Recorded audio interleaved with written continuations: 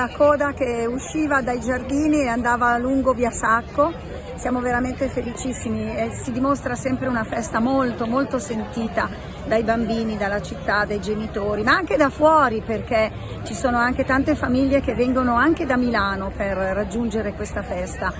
È veramente una gioia vedere tutti questi bambini che per un giorno è tutto per loro. Tutto quello Quante persone siamo più o meno? Non ne ho idea, ma tantissime, tantissime. Di solito noi registriamo migliaia e migliaia di affluenza.